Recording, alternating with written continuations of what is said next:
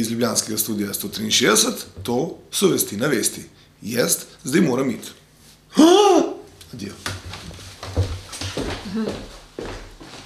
Čakaj, a on tudi dobi plačan za to, recimo? A ti dobiš plačan? Mislim, Deja vu. Pred enim letom je Računsko sodišče pozvalo Pahorja k razrešitvi Erjavca in premier je upošteval poziv. Erjavec od takrat ni več minister, odnesle so ga kante za smeti. Predsednik Računskega sodišča Igor Šoltes je tokrat premierja pozval k razrešitvi ministra za finance Franca Križaniča. Ponovno zaradi neukrepanja ob že danem opozorilu in nazaj je dobil burni odziv mladega foruma SD in Desusa, da gre za politično motivirano odstranitev ministra, Igor Šoltes pa se brani. Čakaj, zdaj se pa kledaru, ali kaj? Ja, taki so, ne. In zavračam namigovanja o kakšenkoli politični motiviranosti v smislu političnih preferenc mene kot predsednika Računskega sodišča za kakršnekoli funkcije kot predsednika tehnične ali drugačne vlade. Pri nas so o vsaki stvari politizirane. O vsaki stvari skušamo prilepati takšne ali drugačne etikete. In pri nas pravzaprav ne hodijo več, če rečem, politično očitno neodvisne, niti mravlje več, ker posod je treba vsakemu dodati neko etiketo, kam paši oziroma kateri boter stoji za njim. To je pa seveda slabo. Minister Križanič pa se je vzdržal vsakega komentarja o ozadju poziva Računskega sodišča. Veš, je bil plavo tiho. Plava modrost. Je pa vidite ozadje tega polsa, je to. To je pa vaša stvar, vi ste za to, da... Menite, da je politično motivirano? Tudi tega ne komentiram. To je pač stvar vaše presoje. V bistvu so vse strani že opredelile, že LDS zares je rekel, da bo moral pač premijer spoštovati to odločitev, pač ta normi, ki jih postavil pač ministru Erjavcu. Vsaka stranka ima pravico, da pač pove svoje mnenje, tako kot tudi vsak človek. Moje mnenje je, da je ta odločba Računskega sodišča nenavadna, presenetljiva in da presega neke okvirje, za kere bi jaz štel, da bi lahko Računsko sodišče kot vrhovni revizorski organ nam pomagalo. Prav bomo naprej sledili njegovim navodilom, ker ni nobene. Kaj pa pravi? Teorije zarote pa so prevzeli tudi predsednika opozicijske SLS Radovana Žerjava. Jaz imam občutek, da v tem trenutku že poteka rekonstrukcije vlade, pa predsednik vlade zato še sploh ne ve. Tako da jaz imam občutek, da je ta vlada postala nevarna že sama sebi, kaj šele komu drugemu. Ali ni morda vendarle to nekje v ozadju zrežirano, da temu tako rečemo? Pa ne v politiki, no. A financ minister ostaja samozavesten. Jaz imam občutek, da me kar dosti ljudi podpira, tako kolegov kot širše. Tudi v vladi? Ja, kolegov in širše, ja. Podporo mu je dal celo pred enim letom po isti metodi razrešeni okoljski Karl. Premier pravi, da je pri Karlu Erjavcu bilo očitno, da kljub opozorilom Računskega sodišča ni reagiral, pri Križaniču pa, da ni tako. Pri eni odločitvi je bilo relativno hitro ugotovljeno, da je bilo storjeno premalo, pri čemer je Karl Erjavec nosil objektivno odgovornost za to. Sej ni tisti, ki mora urediti te stvari, vodi ministrstvo, ki ni uredilo teh stvari. Medtem ko mi je minister Križanič včeraj takoj postregel z argumenti, kako je odpravljal napake. Nenazadnje morate vedeti, da sta dva zakona v parlamentarni proceduri in da je minister Križanič želel celo storiti več od tega, kar mu je naložilo Računsko sodišče. Mu pa Računsko sodišče med drugim pravi, da je prepočasen pri odpravljanju napak. No, jaz bi rad ugotovil, koliko so njegovi argumenti močni in se potem odločil na osnovi tega. Ne glede na to, kako se bo premier odločil v tem roku, ki ga ima na voljo, je za nas kot Računsko sodišče bistvenega pomena, da se izvedejo te popravljalni ukrepi, da se torej začne reševati problem, na katerega smo opozorili, ki ima pomembne posledice. Je še on še več dela, kot mu rečejo, naj dela? Ja, več takih ministrov bi rabili. Komu težijo? V pripravi pa naj bi bila tudi nova različica zakona o računskem sodišču. Što je tudi on zihar pripravil? Ne, pred njim.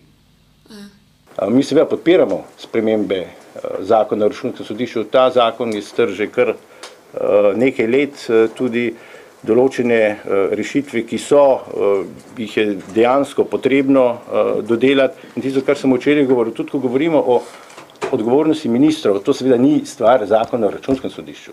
To je stvar drugih zakonov.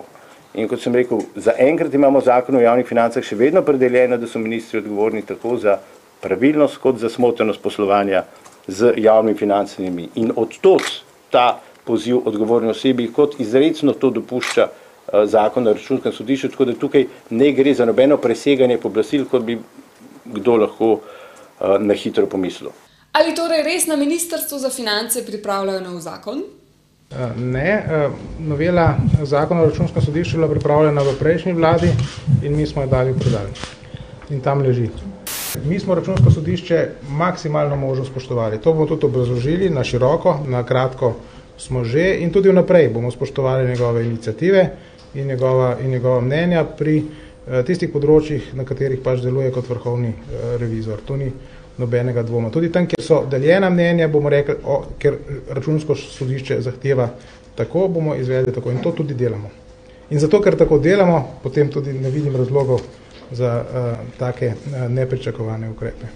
Ta teden pa je bila na tnalu tudi gospodarska ministrica Darja Radić. Pravi, da je razmišljala tudi o odstopu, ker naj bi nov zakon o varstvu potrošnikov ukinil obvezne enoletne garancije za tehnične izdelke. To je pa too much. Pa rekla, to pa too much, fante, jaz grem, če to tako, pa jaz grem. Seveda je bil s tem v določenem trenutku ali v določeni fazi seznanjen moj državni sekretar, dr. Viljem Pšenični, ki seveda je vse rešitve obravnaval in tudi odobraval v moji odsotnosti. Jaz sem bila namreč v tistem času, ko se je zakon dajal in pripravljal v javno obravnavo v Ruski federaciji na obisku z predsednikom dr. Tirkom. In seveda državni sekretar ni vedel in ni bil obveščen, da zadeva ni usklajena z mano in seveda tudi dovolil, da so določeni dokumenti bili podpisani in posredovani v javno obravnavo. Ker se čuti odgovornega, mi je danes ponudil svoj odstop. Vendar sem se odločila, da njegovega odstopa ne sprejmem. Ampak kakšne so to fore? Pride človek in reče, jaz dam odstop in ona reče, ne daš. In ti rečeš, ok, in greš nazaj delati. Mislim, če si ponudil odstop, ti lahko fizično greš čez vrata. Ja ne, imaš odpovedni rok, ne? No, ampak, recimo ne, Jan, sorry, ampak jaz dam odpoved. Ja, dejal sem, jaz se ne sprejmem. Ampak lej, jaz lahko grem, lej. Ja, moraš ne greš, ne boš prišla tle min. Ker je šla priprava zakona mimo ministrice, bo leta vladi predlagala razrešitev vodij Direktorata za notranji trg na ministrstvu in Urada za varstvo potrošnikov. Ne gre! Da pa odgovornost za vso to nejevoljo, za vso to slabo voljo, ki smo jo s temi predlogi zakona povzročili v javnosti, da pa to odgovornost prevzameta tisti dve osebi, ki sta odgovorni bili za pripravo predloga zakona in za pripravo rešitev, in to sta direktor Direktorata za notranji trg, dr. Peter Vrtačnik, in pa direktorica Urada za varstvo potrošnikov, gospa Mojca Burgar. Zato bom vladi danes predlagala njuno razrešitev.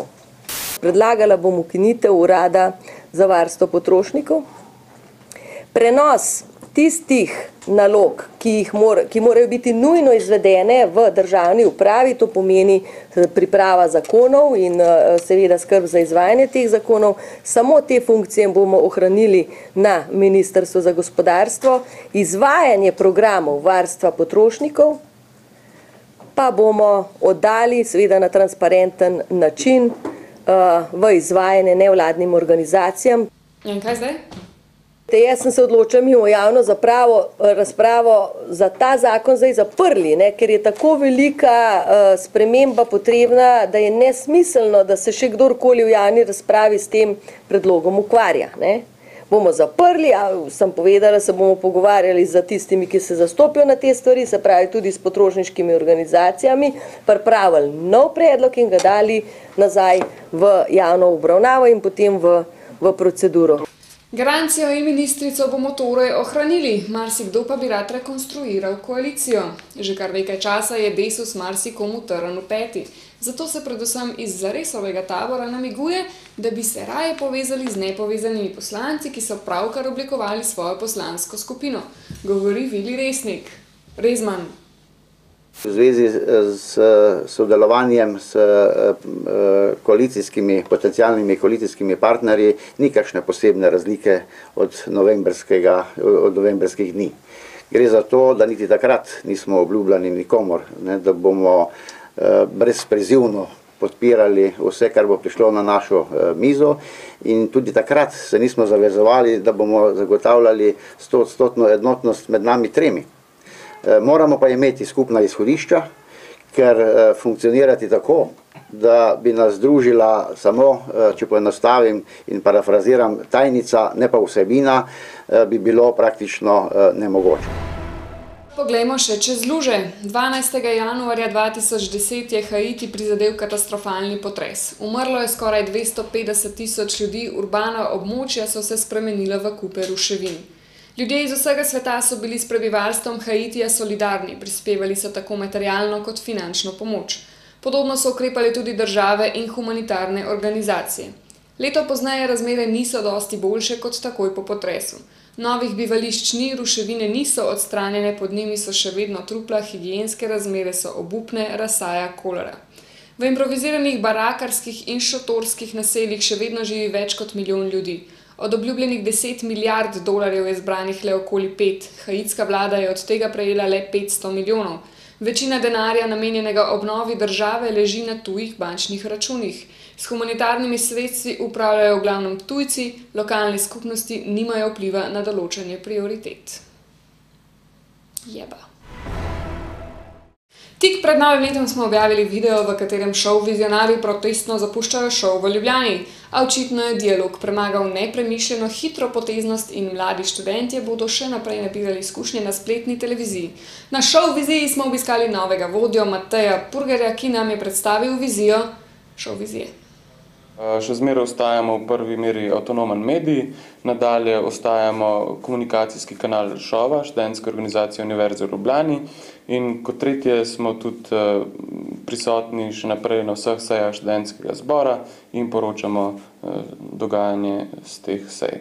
Mogoče bo manj teh dnevnih poročanj vse posod, ampak da bojo prispevki bolj dodelani vsebinsko, da pa bo še naprej ostala televizija, ki ozira svet skozi oko študenta. V petek je mariborski reper MK predstavil že svoj 3. videospot, tokrat za komad Rajčica. Ko se v tangica šetneš do posle, prašaš, če me zmasiraš. Prvo ti mene, pol jaz tebe. Oprosti mi, da se ponavljam, samo se mi jebe, baby. Pa te pobožam po roki, vgriznem za uho, mi praviš, da je še, medtem ko mečka še rjuho.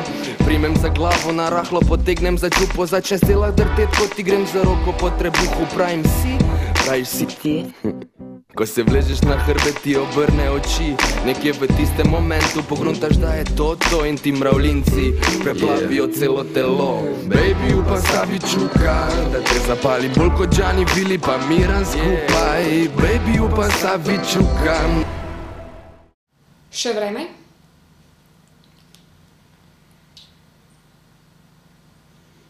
Če hodi kumačka, prede kumačka, ma kremplje kumačka, po mojem ni pasna. Iz ljubljanskega studija 168,3, to so bile Vesti na vesti. Adijo. Čau. Bil pa zdaj ta model. Ampak mu je bil podoben od začetka. Je bil, a pa on to dobi plačen?